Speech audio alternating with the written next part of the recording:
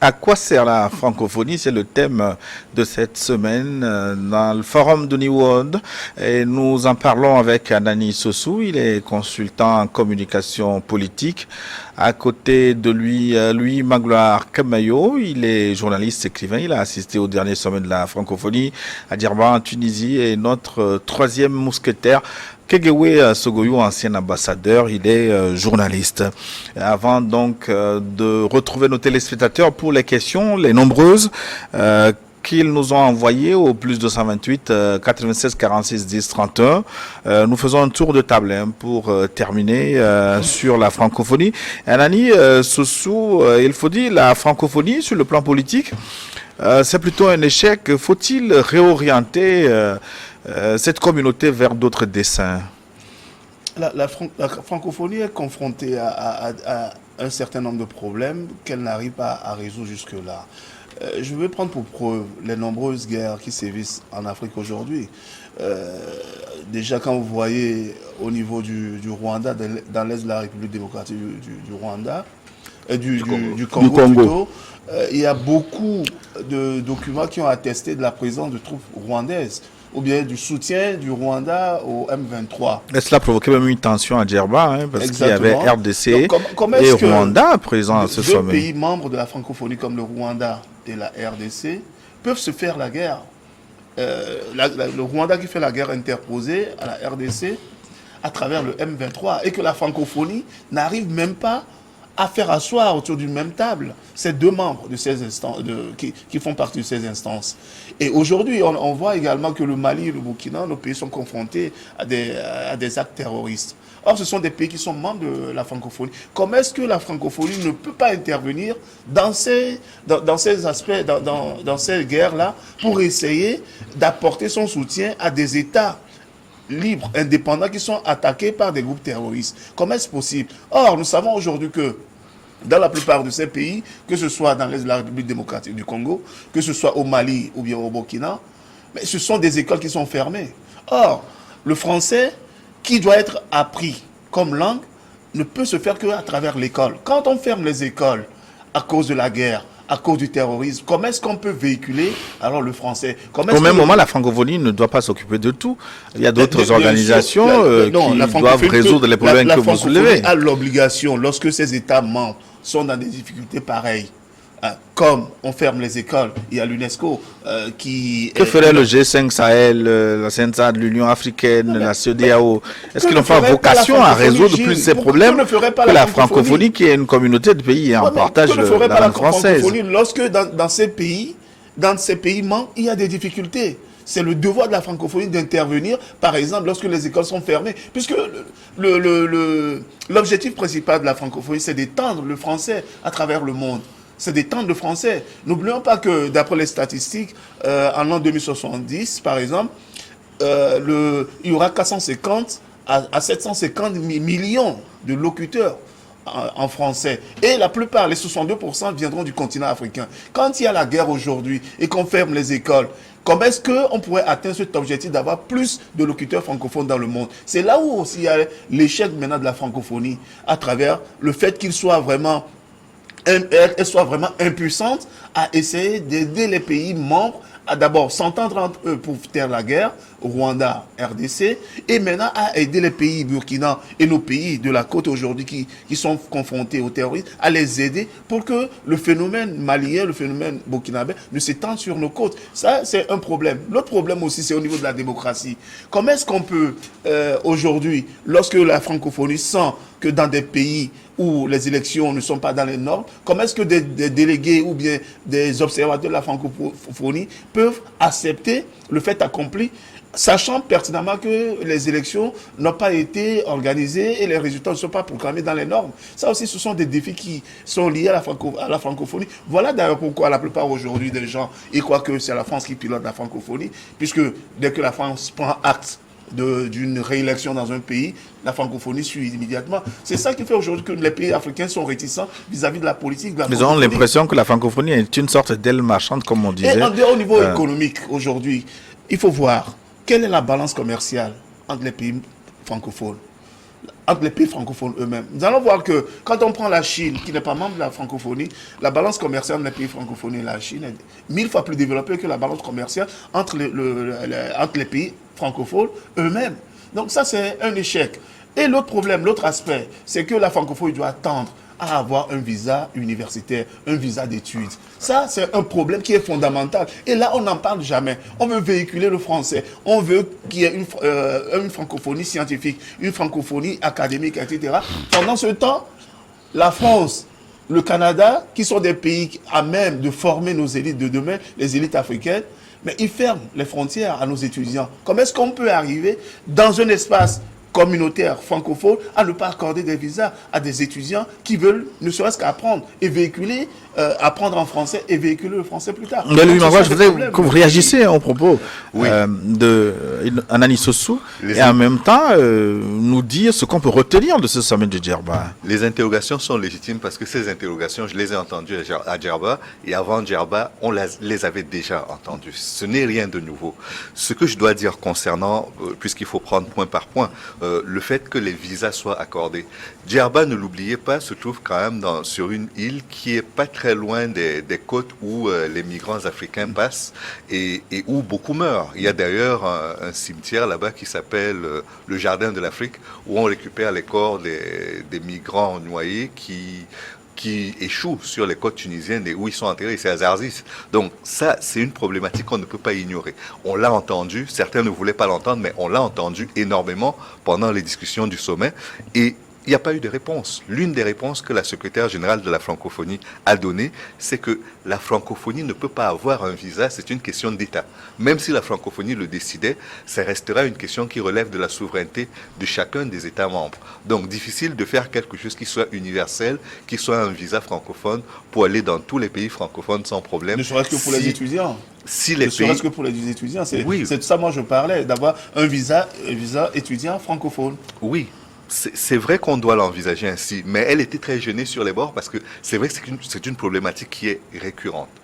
Mais on ne peut pas y apporter de réponse aujourd'hui parce que nous sommes malheureusement dans un cadre où les frontières s'élèvent beaucoup plus que les ponts ne se construisent entre les différentes nations et ce n'est pas propre au pays de la francophonie.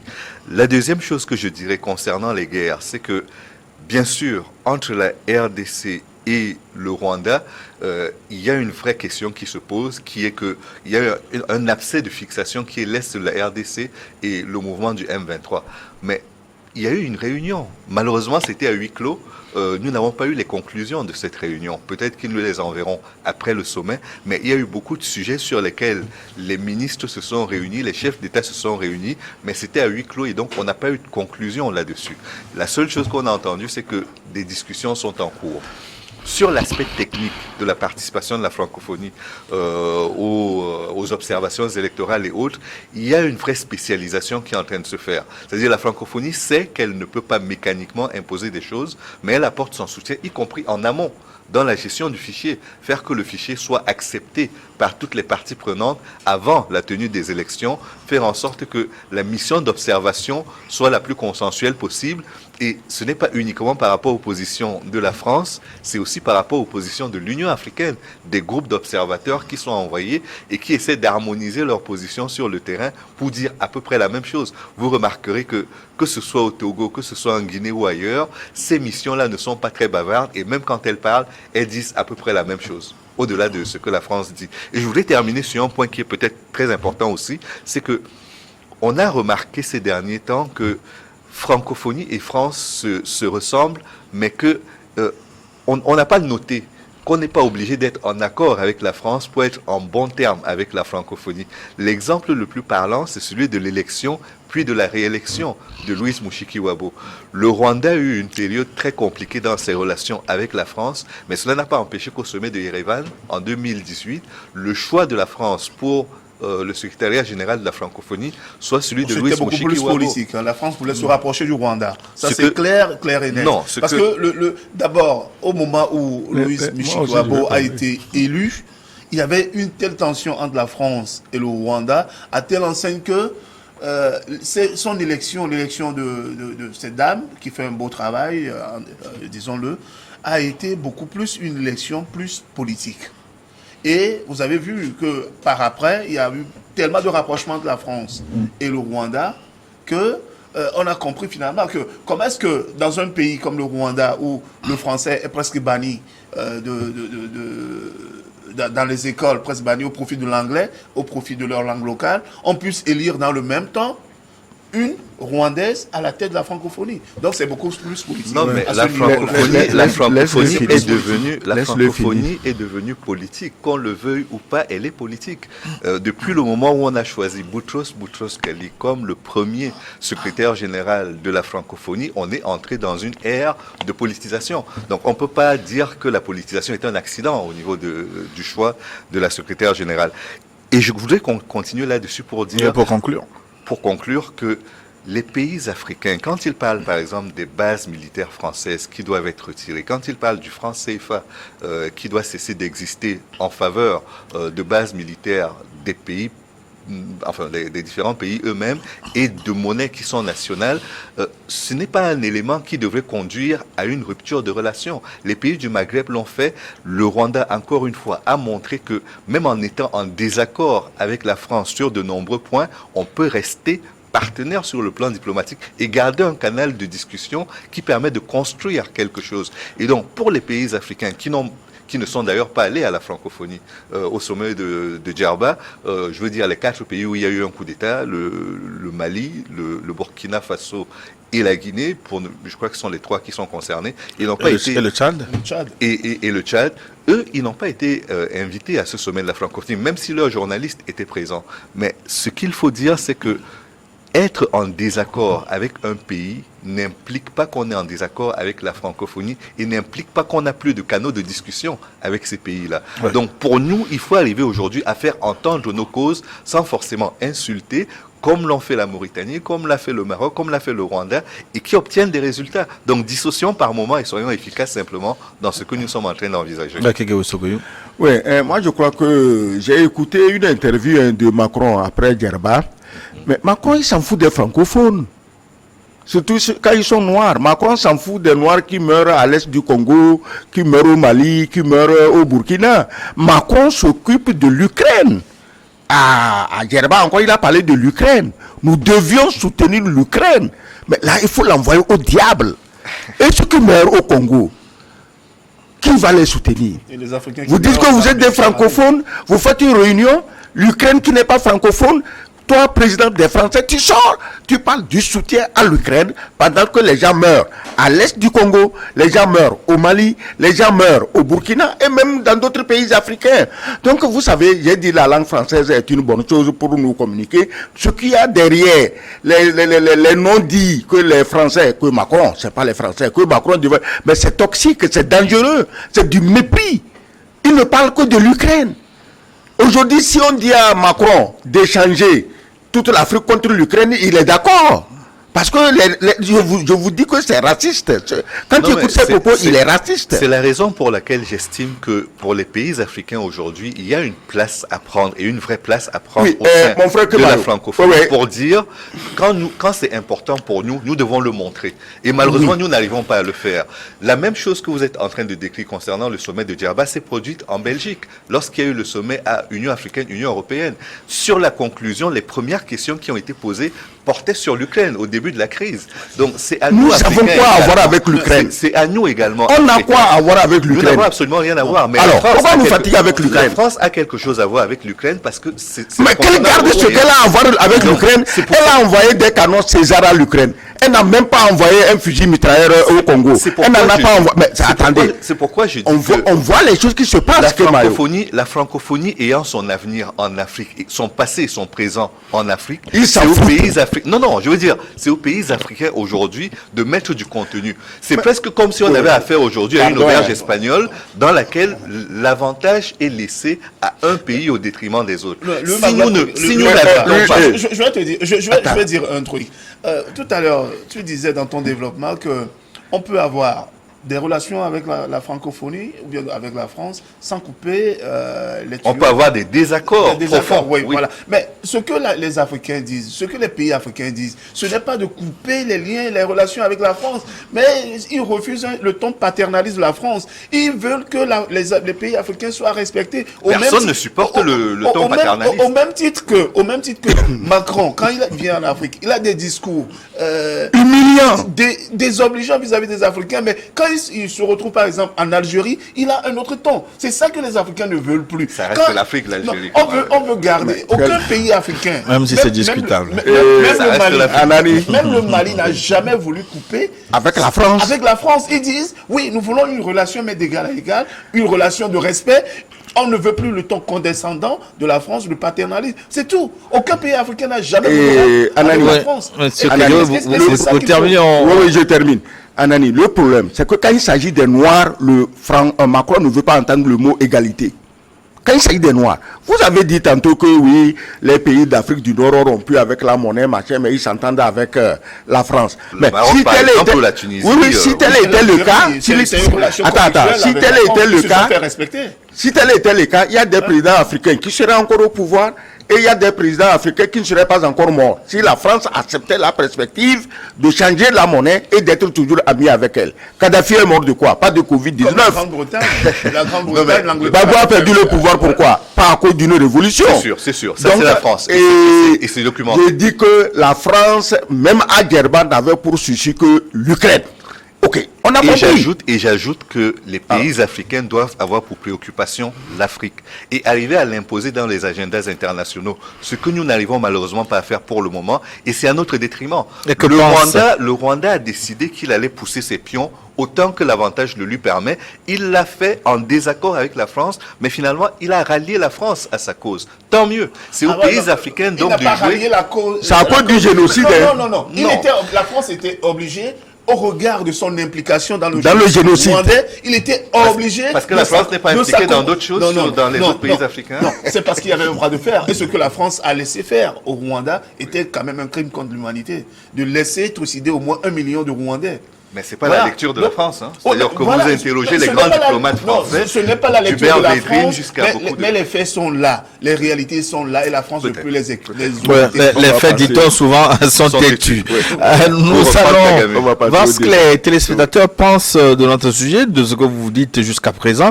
Nous commençons avec Sokolé, que l'ambassadeur connaît très bien. Oui. Sokolé au centre du Togo, c'est Jacques qui nous écrit. Que dit Jacques? Salut Niwod et bravo pour le travail louable abattu dans le choix des thèmes et des invités. Il est important que les Africains comprennent qu'il est temps d'arrêter de faire la promotion des langues étrangères, surtout le français.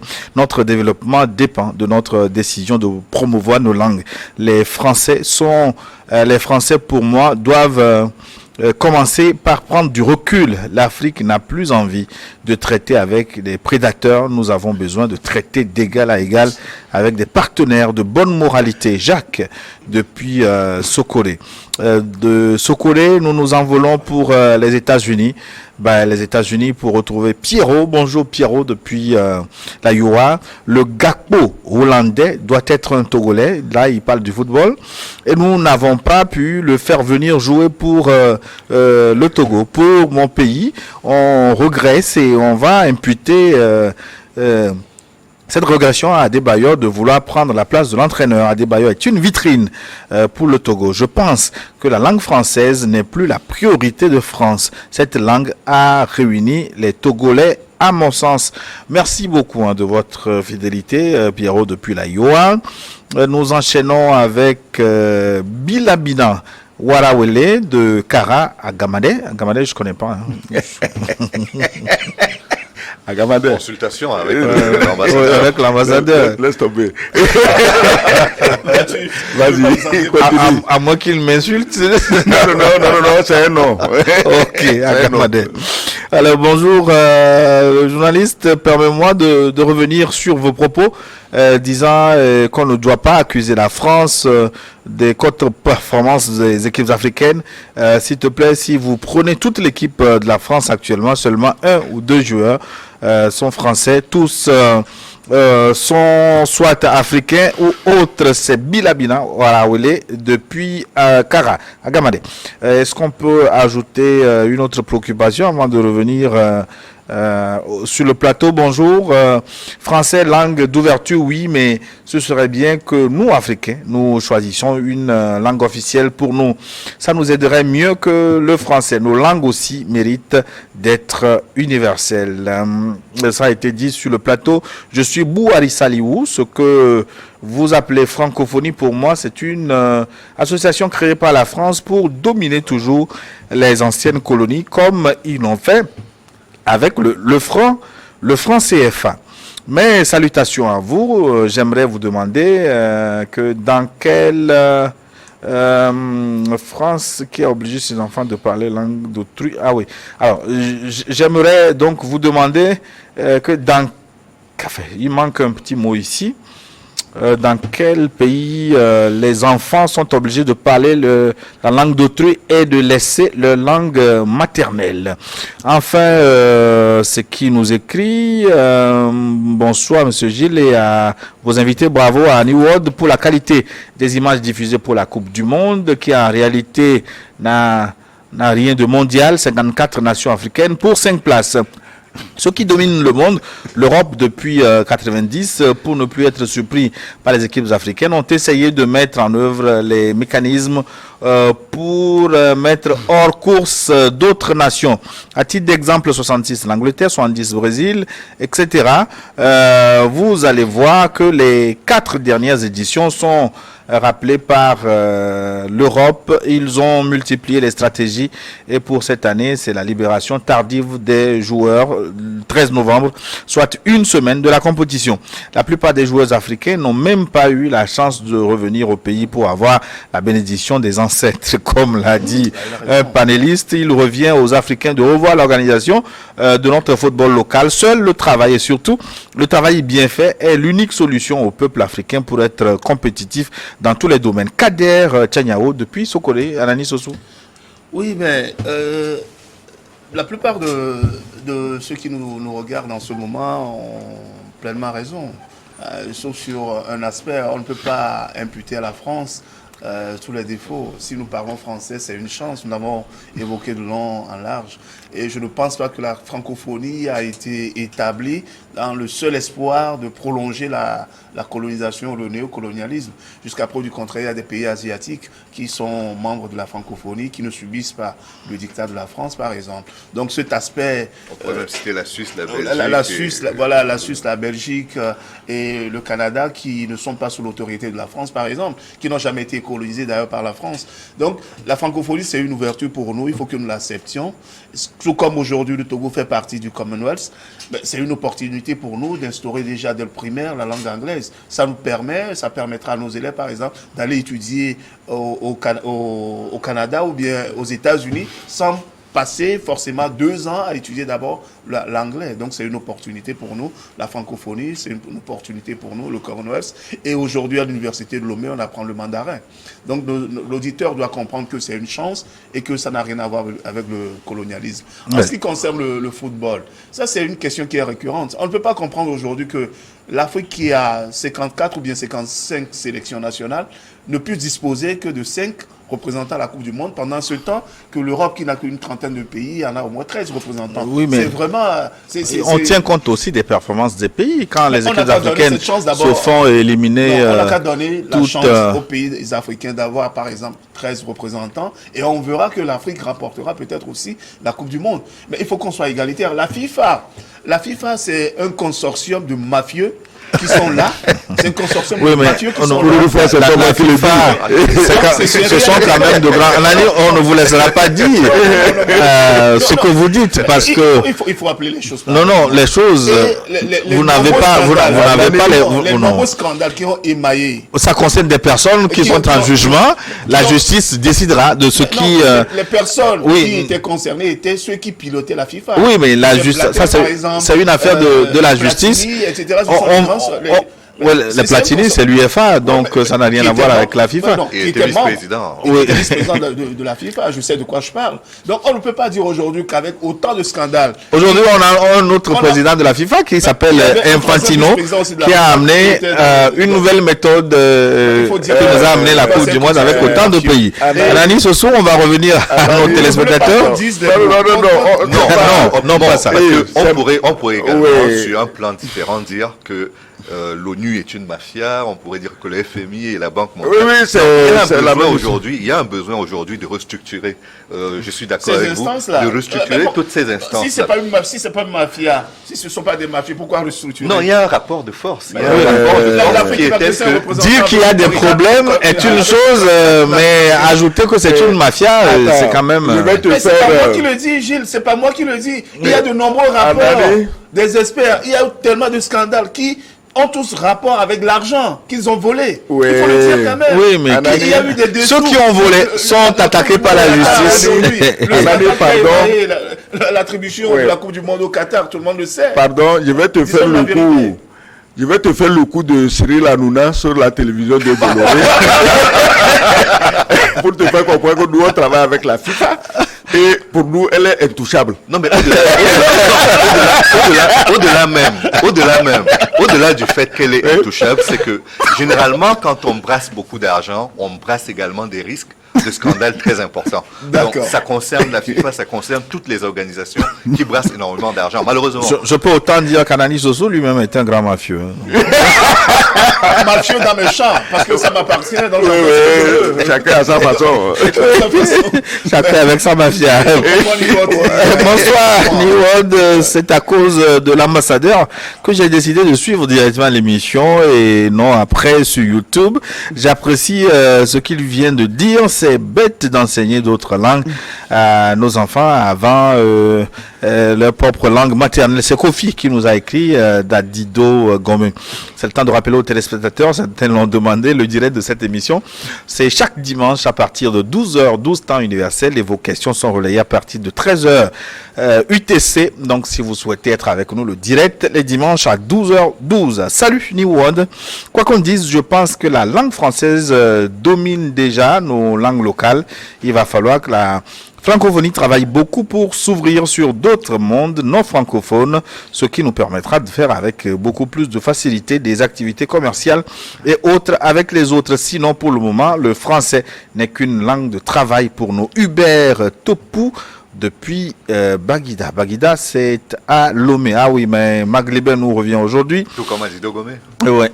Salut Gilles, c'est Maglibé Machatom depuis les Mamelles du Togo, c'est-à-dire Guérin-Kouka. L'analyse du sujet du jour m'amène à dire avec force que la francophonie est une bonne chose pour nous, même si le gouvernement français l'utilise souvent dans sa malice néocolonialiste. À côté, je souhaite que les panélistes inscrivent dans leur feuille de route les langues africaines véhiculaires. Il m'en souvient qu'en classe de première, j'ai accompagné ma tante commerçante qui n'a pas été à l'école sur plusieurs marchés dans 5 pays d'Afrique occidentale. Chose effarante, elle s'en sortait bien parce qu'elle parlait Haoussa et c'était plutôt moi l'analphabète. C'est la vérité. C'est ce qu'il faut dire, parce que la plupart du temps, nous avons l'impression que quand nous parlons les langues africaines, nous sommes diminués par rapport à la concurrence, mais le vrai problème, tu parlais tout à l'heure, Anani, du volume d'échanges qu'il peut y avoir entre les pays francophones. Pour aller à Djerba, par exemple, ça m'a pris presque une journée pour y arriver. Quand en partant de France, ça vous prend maximum 8 heures. Le gros problème aujourd'hui pour les échanges entre les pays africains, et c'est l'un des membres du patronat tunisien qui le relevait, il disait pour envoyer un conteneur ou des produits vers la France, ça lui prend entre 3 heures et 3 jours. Mais quand il doit le faire vers l'Afrique subsaharienne, c'est au minimum 40 jours. Quoi? Là, nous parlons de l'avion. Mais imaginez donc que l'on soit, y compris dans le transport maritime, dans des considérations qui font que vous voulez bien échanger, mais vous regardez le volume et vous regardez le temps, vous vous dites que ça ne vaut pas la peine. Si le Tunisien préfère commercer avec la France, c'est pas parce qu'il ne veut pas commercer avec les Africains de l'Afrique subsaharienne. C'est que par moment, ça va beaucoup plus vite, ces produits périssent moins et la liaison est beaucoup plus directe. Et donc, pour nous, aujourd'hui, Africains, il est question, au-delà du visa francophone qui est demandé, il est question d'établir des ponts entre les pays pour que les liaisons soient beaucoup plus directes, qu'on ne soit pas obligé de faire le tour du continent africain ou d'aller jusqu'au Qatar, en Turquie, en France, en Belgique ou ailleurs, pour aller dans une autre capitale africaine. Ça aussi, c'est un vrai problème de fond. Richard nous écrit de Cara. Bonjour Gilles. Richard Tagua depuis Cara. Donc énorme félicitations pour avoir raflé les droits exclusifs de diffusion des matchs de la Coupe du Monde Qatar 2022. Le Togo va encore soigner son image de l'extérieur. Seulement, je voudrais savoir pourquoi une chaîne nationale comme la télévision togolaise ne peut pas nous diffuser tous les matchs et ne se contente de nous montrer que quelques-uns, surtout ceux des pays ayant une sorte d'intimité avec le Togo, ou les matchs des pays africains. Est-ce à dire que la chaîne nationale commande des droits ou autorisations pour pouvoir diffuser des matchs? Prière nous élucider comment ça marche cette histoire des droits de diffusion des matchs en l'occurrence. La francophonie maintenant est comme un espace linguistique pour mettre essentiellement en commun tous les pays touchés par la colonisation française et maintient naturellement tous ces pays qui ont un intérêt.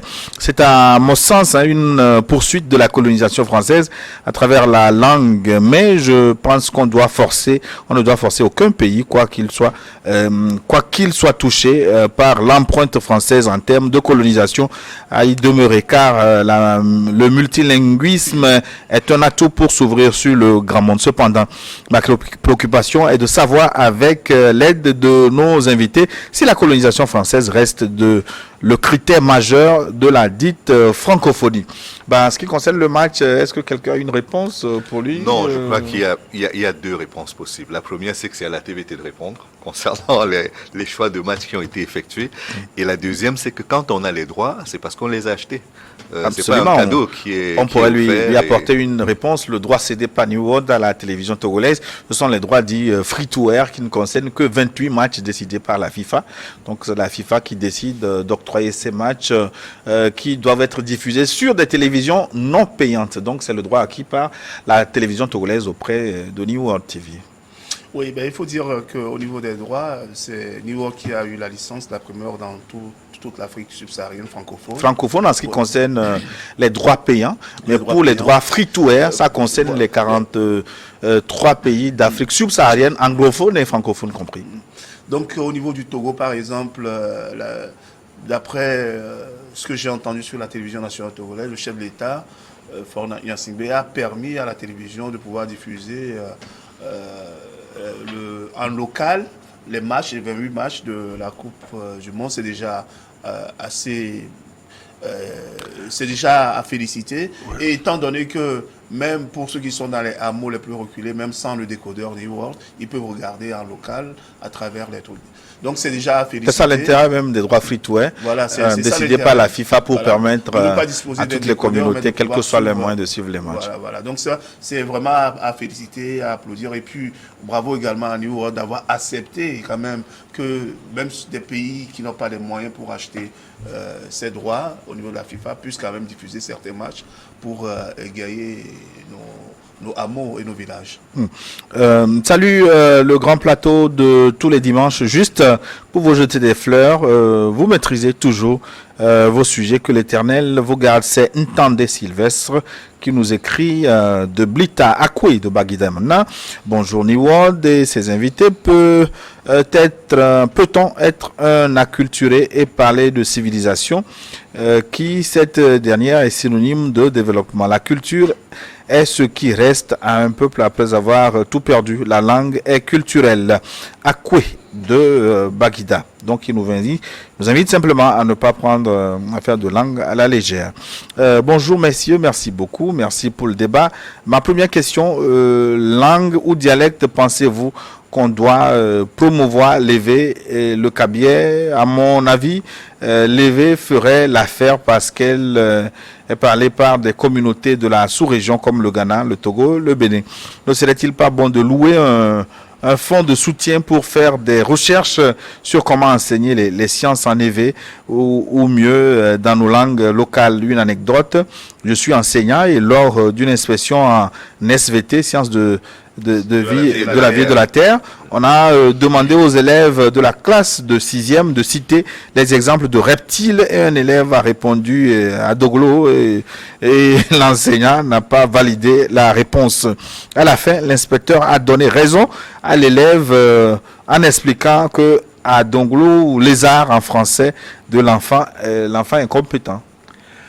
Et je crois qu'on doit se mettre d'accord sur quelque chose à l'école. Est-ce que si demain je vais à un examen, on pose le sujet et j'écris en cabier, qu'est-ce qu'on va dire? Le sujet, c'est pas science nat, ça peut être philo, ça peut être histo-géo, et puis j'écris en cabier. Et si le correcteur ne comprend pas cabier, il fait comment? Bon, donc je crois quand même qu'il faut qu'on se mette d'accord pour harmoniser les choses. À propos de l'évé, effectivement, l'évé est parlé au Ghana, il est parlé au Bénin, mais je voudrais juste remarquer que le cabier est parlé au Bénin. Au Bénin. Voilà, donc ceci peut expliquer cela. Et je crains même qu'il y ait plus de cabiéphones au Bénin qu'au Togo. Voilà. Le cabier au Cameroun? Peut-être aussi. Bonjour le plateau, belle émission.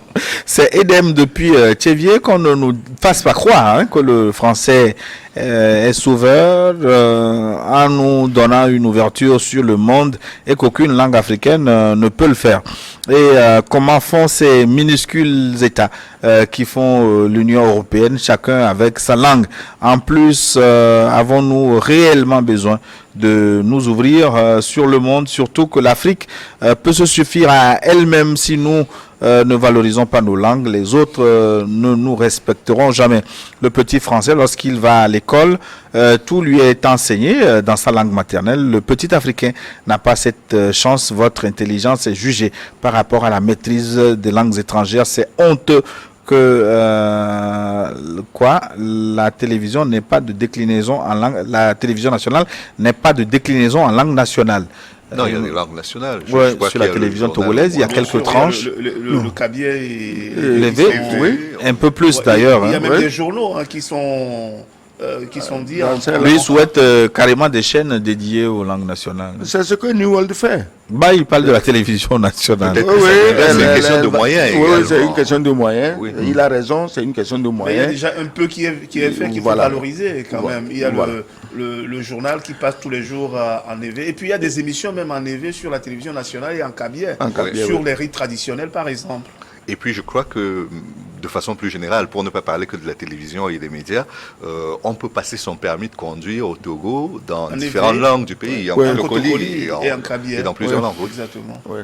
Alors, salut Liwad et à tous les invités. La langue française ou anglaise occidentale n'arrive qu'à prononcer 26 lettres.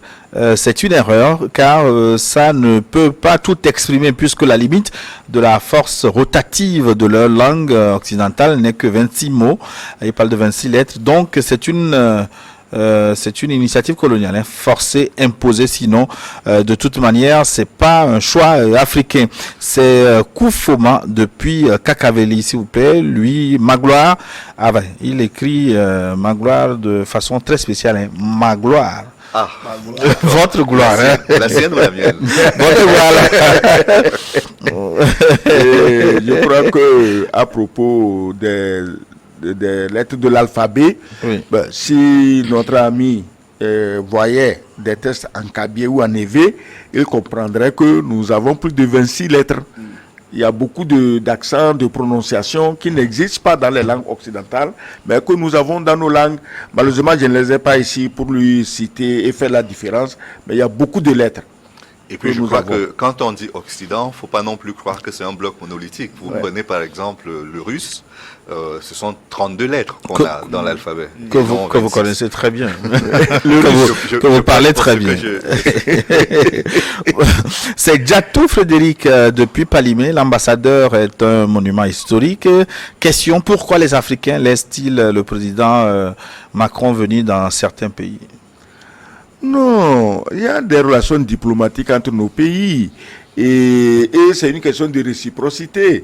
Si on dit Macron ne vient pas au Congo, Bon, Macron dira, Tshisekedi, toi aussi, tu ne viens pas en France. Et aujourd'hui, les Français, s'ils veulent t'emmerder, ils ne vont pas te parler de la France, ils vont te parler de Schengen. Donc, pour ça, on n'a pas le choix. Nous voyageons. Les populations de Schengen aussi voyagent.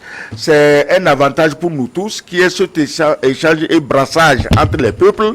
C'est vrai, quand vous avez affaire à un président surexcité comme Macron qui parle souvent sans beaucoup réfléchir, excusez-moi le terme, bon, vous avez le droit de poser ces questions, mais Macron partira, nos pays demeureront. Salut le plateau avec vos invités qui sont toujours de taille grâce à leur explication approfondie sur chaque sujet.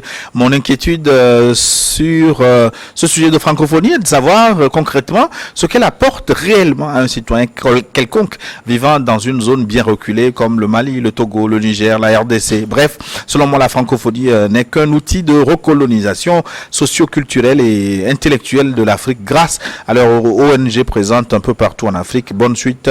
Je vous remercie. C'est Kodjo Daniel qui nous écrit d'Agoué. Qu'apporte concrètement la francophonie? D'une part, la francophonie a des organes techniques qui existent, notamment l'association des maires francophones et d'autres associations qui existent. L'association universitaire francophone aussi existe. Donc il y a plusieurs des échanges entre universités. Absolument. Il y a des outils techniques qui existent, mais il n'y a pas d'ONG de la francophonie à proprement parler. Donc ça n'existe pas ça. Et l'autre chose que l'on doit dire, pour être tout à fait honnête avec les gens, c'est que la francophonie est une organisation intergouvernementale qui dépend aussi des cotisations de ses membres. C'est-à-dire que si les membres ne cotisent pas, elle n'a pas les moyens d'investir. Et même quand ses membres cotisent, par moment, les fonds ne sont pas suffisamment importants pour financer tous les projets. Et donc, c'est pour les États aussi un engagement personnel au niveau national de s'occuper de leurs citoyens. La francophonie ne peut venir qu'en bonus pour cela. Le Commonwealth n'intervient pas à la place des pays membres du Commonwealth pour développer les pays. Donc il faut qu'on soit suffisamment clair là-dessus.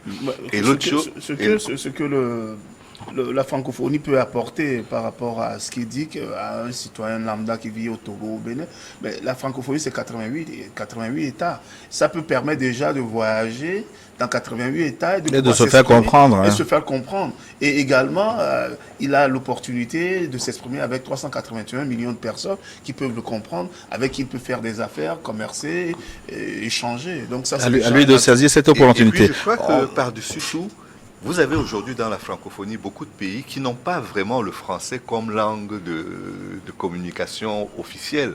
Vous prenez le Qatar, vous arrivez au Qatar, je ne vous garantis pas que 10% de la population parle le français.